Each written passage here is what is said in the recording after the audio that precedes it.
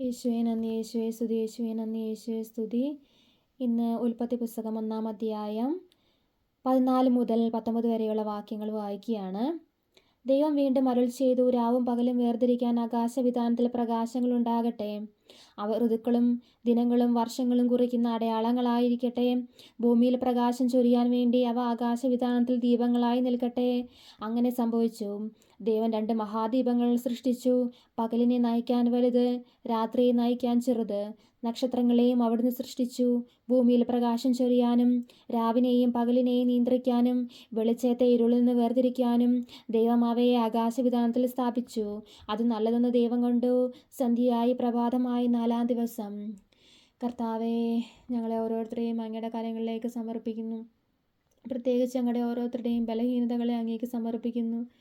കർത്താവേ, ഈ പരീക്ഷ എഴുതി റിസൾട്ട് കാത്തിരിക്കുന്നവരെ സമർപ്പിക്കുന്നു.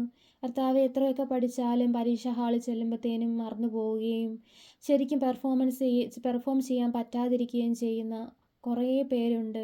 കർത്താവെ, അവരെ ഓരോരുത്തരെയും ഇങ്ങനെ സമർപ്പിക്കുന്നു. കർത്താവെ, ആകാശവിതാനങ്ങൾ സൃഷ്ടിച്ച അങ്ങേക്ക് ഞങ്ങളുടെ ബലഹീനതകളിലേക്ക് ഇറങ്ങി വന്ന് കർത്താവെ, ഞങ്ങളുടെ ഈ ബലഹീനതകളിലേക്ക് ഇറങ്ങി വന്ന് ഞങ്ങളുടെ ബലഹീനതകളെയെല്ലാം കർത്താവെ അങ്ങ് വെളിച്ചമാക്കി മാറ്റണമേ. ഞങ്ങളുടെ പരിശുദ്ധാത്മാവ് കൊണ്ട് ഞങ്ങളെ ഓരോരുത്തരെയും നിറയ്ക്കണമേ. കർത്താവെ, അങ്ങയോട് നിരന്തരമായി പ്രാർത്ഥിച്ചു കൊണ്ടിരിക്കുന്ന ഞങ്ങളുടെ ഓരോ ആവശ്യങ്ങളും അങ്ങ് സാധിച്ചു തരണമേ. കർത്താവെ, അങ്ങയെ സ്നേഹിക്കാൻ ഞങ്ങളെ പഠിപ്പിക്കണമേ. കർത്താവെ, അങ്ങയെ സ്നേഹിക്കാൻ ഞങ്ങളെ പഠിപ്പിക്കണമേ. തെറ്റേത് ശരി ഏതെന്ന് ഇപ്പോഴും ഞങ്ങൾക്ക് തിരിച്ചറിയാൻ പറ്റുന്നില്ല. കർത്താവെ, ഈ ഒരു ലോകത്ത് കർത്താവെ, അങ്ങ് ഇറങ്ങി വന്ന് ഞങ്ങളുടെ ഹൃദയത്തിലേക്ക് ഇറങ്ങി വന്ന് അങ്ങ് തന്നെ ഞങ്ങളോട് സംസാരിക്കണമേ. കർത്താവെ, ഏതിലേക്ക് ഞങ്ങൾ നീങ്ങണം, ഏത് ഭാഗത്താണ് ശരി, ഏത് ഭാഗത്താണ് തെറ്റ്.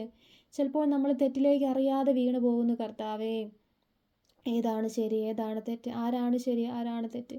കർത്താവെ, ഇതിൽ നിന്നെല്ലാം ഞങ്ങളെ എങ്ങനെയാണ് ഒരു ജീവിതത്തിൽ മുന്നോട്ട് പോകേണ്ടതെന്ന് ഞങ്ങളെ സഹായിക്കണമേ. ഞങ്ങൾക്ക് ഓരോരുത്തർക്കും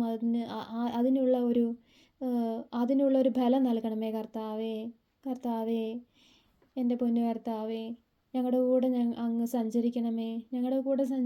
കർത്താവേ, ഞങ്ങളുടെ ഓരോ ബലഹീനതകളും അങ്ങ് കാണുന്നുണ്ടല്ലോ. കർത്താവേ, ഞങ്ങളെ അനുഗ്രഹിക്കണമേ. കർത്താവേ, അങ്ങ് ഞങ്ങളെ പഠിപ്പിക്കണേ. കർത്താവേ, എങ്ങനെ ജീവിക്കണമെന്ന്.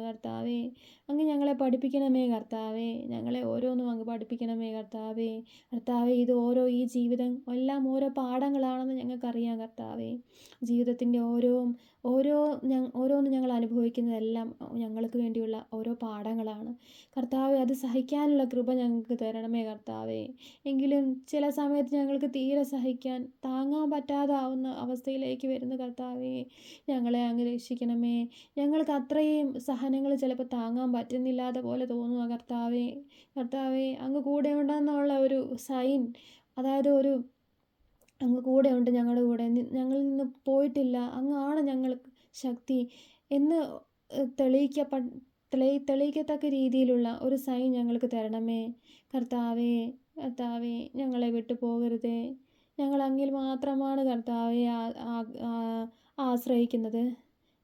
ഞങ്ങൾ അങ്ങിൽ മാത്രമാണ് ആശ്രയിക്കുന്നത്. അങ്ങിൽ മാത്രമാണ് ശരണപ്പെടുന്നത്. ഞങ്ങൾക്കുള്ള വഴി ഏതാണെന്ന് ഞങ്ങളോട് പറഞ്ഞു തരണമേ. ആകാശവും ഭൂമിയും സൃഷ്ടിച്ച മിശിഹായേ, ഞങ്ങളെ ഓരോരുത്തരെയും അങ്ങ് അറിയുന്നുണ്ടല്ലോ. ഈ ഭൂമിയിൽ ഞങ്ങൾ അനുഭവിക്കുന്ന കഷ്ടപ്പാടുകളും വേദനകളും അങ്ങോട്ട് കാണുന്നുണ്ടല്ലോ. ഞങ്ങളെ ഓരോരുത്തരെയും അനുഗ്രഹിക്കണമേ. യേശുവേ നന്ദി, യേശുവേ സ്തുതി, യേശുവേ സ്തുതി, യേശുവേ നന്ദി, യേശുവേ സ്തുതി, ആരാധന.